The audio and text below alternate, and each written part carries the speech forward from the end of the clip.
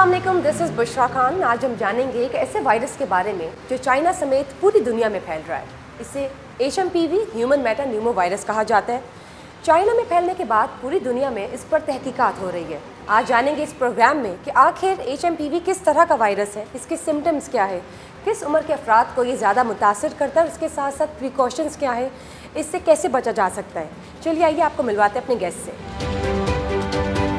हमारे साथ pulmonologist, president Pakistan chest society Punjab, professor Mohammad Ashraf Jamal मौजूद हैं। इनसे मैं जानना चाहूँगी कि आखिर ह्यूमन मेटान्यूमो वायरस HMPV है क्या। अस्सलाम वालेकुम। वालेकुम अस्सलाम। थैंक यू वेरी मच, आपने मुझे बुलाया ताकि अवामुन नास में इस वायरस के बारे में आगाही पैदा हो सके। ये बताइए, ह्यूमन मेटान्यूमो वायरस HMPV किस तरह का वायरस है? HMPV एक बहुत पुराना वायरस है जो 60 साल से इस दुनिया में मौजूद है।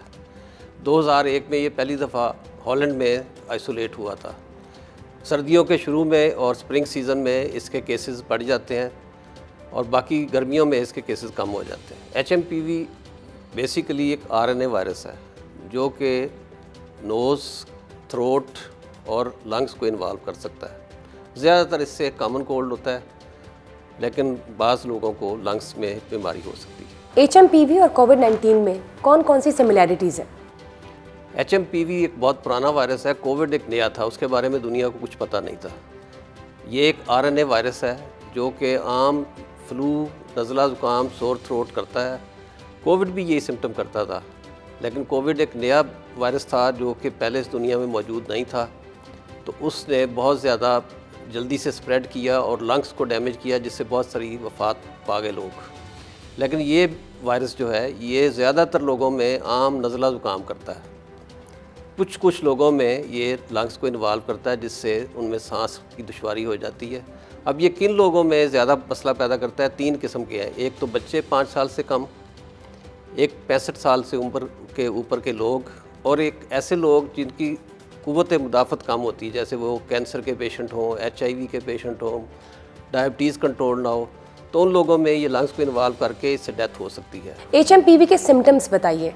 HMPV एक आम नज़ले ज़ुकाम की तरह का वायरस है जिसमें फ्लू, बुखार, जिस्म में दर्द, गले में खराश, खांसी और बाज़ औक़ात सीटियों की आवाज़ें सीने से आना शुरू हो जाती हैं। इसके अलावा ये चंद दिनों में जैसे आम नज़ला ज़ुकाम है ये ठीक हो जाता है, लेकिन कुछ लोगों में ये उनको ज़्यादा मुतासर करता है और उनकी बीमारी प्रोलॉन्ग हो जाती है।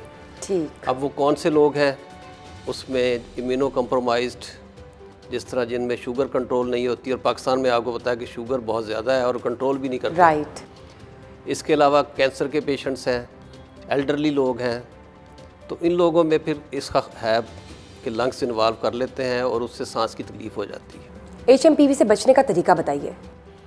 HMPV बेसिकली ड्रॉपलेट्स के ज़रिए स्प्रेड करता है। अगर किसी एक शख्स को ये तकलीफ़ हो तो ड्रॉपलेट से दूसरे को लग जाती है, या जो 7 चीज़ें पड़ी हैं उन पर ड्रॉपलेट लगे, उन पर हाथ लगने से जब मुंह को लगते हैं तो उससे ट्रांसफ़र हो जाता है। यानी एक शख्स से दूसरे को लगता है, या उसके इस्तेमाल की हुई चीज़ों से, जैसे कोविड स्प्रेड करता था वैसे ही ये वायरस स्प्रेड करते हैं। तो इनकी एहतियाती तदाबीर में एक तो मास्क पहन के रखें, जिसको तकलीफ़ हो वो तो ज़रूर पहने, लेकिन बाकी जो उसके क्लोज़ कॉन्टैक्ट्स हैं वो भी मास्क पहने, और अपने हैंड्स वॉश करें। अपने हाथों को बेजा मुँह, नाक, आँखों को ना लगाएं। यानी कि जिस तरह से कोविड-19 में आइसोलेशन थी और सब उस तरह की प्रिकॉशंस ले रहे थे, वही अब रिपीट होंगी? नहीं, उतना ज़्यादा ख़तरनाक वायरस नहीं है कि इससे डेथ्स हो सकें, लेकिन अगर बीमार तो हो सकते हैं। तो बीमार होने के लिए मास्क पहनना, अपने हाथ बार बार वॉश करना, और बेजा मुंह को और नाक को हाथ ना लगाएं। तो ये बताइए, चाइना में तो केसेस HMPV की रिपोर्ट हो रहे हैं, लेकिन पाकिस्तान की क्या सूरत हाल है? पाकिस्तान में क्या कोई केसेस रिपोर्ट हो रहे हैं? देखिए, चाइना में केसेस इसलिए ये ज़्यादा हो गए एकदम क्योंकि वहाँ छुट्टियाँ थीं। जब हैप्पी न्यू ईयर के सीज़न आता है तो छुट्टियाँ हो जाती, सारी फैमिलीज़ इकट्ठी हो जाती हैं, तो वायरस ये हर दफ़ा होता है।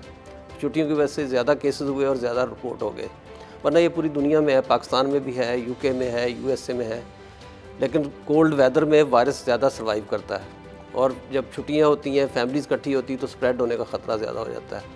लेकिन मेरा मशवरा ये है कि इससे ज़्यादा डरने की ज़रूरत नहीं, लेकिन एहतियाती तदाबीर इख्तियार। HMPV की कोई वैक्सीन या कोई इलाज मौजूद है? HMPV की अभी तक वैक्सीन दरियाफ्त नहीं हो सकी। इससे मिलता जुलता एक वायरस है RSV, जो कि 1 माह से 6 माह के बच्चों को इन्फेक्ट करता है। उसकी आ गई है वैक्सीन। अब कोशिश कर रहे हैं कि इसकी भी वैक्सीन बनाएं ताकि दोनों को कम्बो में लगा के दोनों से, क्योंकि ये ज़्यादा बच्चों को इफ़ेक्ट करता है। ठीक। और जब ये वायरस से कोई डिज़ीज़ हो जाती है इससे, तो इसकी कोई एंटीवायरल दवाई भी अभी तक ईजाद नहीं हुई। सपोर्टिव ट्रीटमेंट होती है, ये चंद दिनों में ठीक हो जाते हैं। और जो लोगों की बीमारी ज़्यादा बढ़ती है उनको हॉस्पिटल में रिव्यू करना, वरना अस्पताल जाने की भी ज़रूरत नहीं होती। आपको सपोर्टिव केयर जैसे बुखार के लिए पैरास्टामोल, गुड हाइड्रेशन एक बहुत ज़रूरी चीज़ है कि पानी बार बार पिएँ। इसके अलावा अपनी खुराक अच्छी रखें और रेस्ट करें। इन 2-3 चीज़ों से ये ठीक हो जाता है। लेकिन अगर ठीक ना हो तो फिर अपने डॉक्टर से रब्ता करें। जब लंग्स इन्वॉल्व हो जाते हैं तो फिर वो आपको ऑक्सीजन, स्टीरॉइड्स और बाकी अद्वियात देते हैं। एंटीबायोटिक्स का इसकी ट्रीटमेंट में कोई रोल नहीं।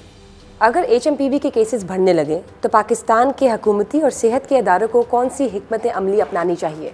बहुत अच्छा सवाल है, क्योंकि ये केसेस कॉमन कोल्ड की तरह सारा साल होते रहते हैं, हर साल होते रहते हैं। लेकिन क्योंकि इस वक्त केसेस चाइना में बढ़ रहे हैं तो पाकिस्तान में भी बढ़ सकते हैं। तो हुकूमती तौर पे ये कोशिश करनी चाहिए कि लोगों को अवेयरनेस देनी चाहिए, जैसा कि आप लोग कर रहे हैं, ताकि लोग पैनिक ना हो।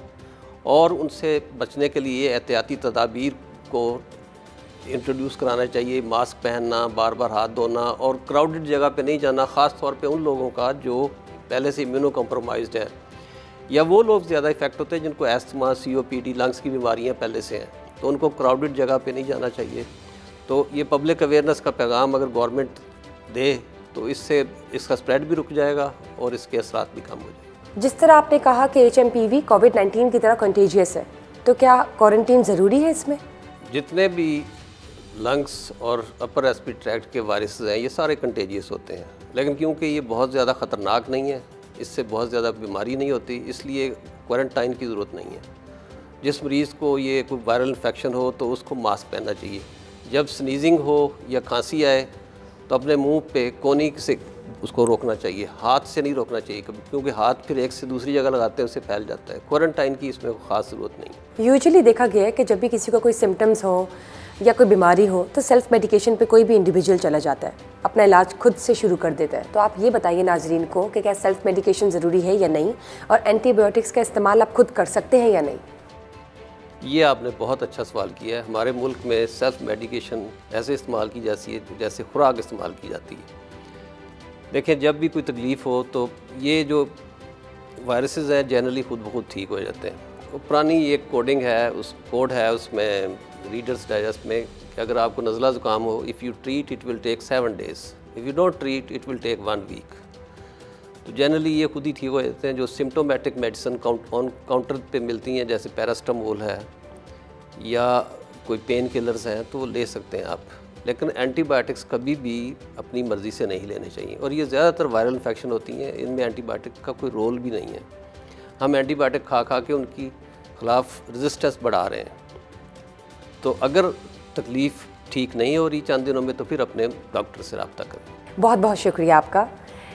जिस तरह आपने जाना इस प्लेटफॉर्म से कि आखिर HMPV ह्यूमन मेटान्यूमो वायरस है क्या, किस किस्म का वायरस है, इसके सिम्टम्स क्या है, किस उम्र के लोग, कौन से अफराद को ये ज़्यादा मुतासिर करता है, लेकिन इसके साथ साथ हमने आपको प्रिकॉशंस भी बताई ताकि कोविड-19 की तरह इस फेज़ में आप पैनिक ना करें, बल्कि आने से पहले ही इस HMPV को आने से पहले ही अपनी ज़िंदगी में रोक सकें, प्रिकॉशंस ले सकें। और अब बुशरा खान को दीजिए इजाज़त, फिर मुलाकात होगी एक नए प्रोग्राम में। तब तक के लिए अल्लाह हाफिज़।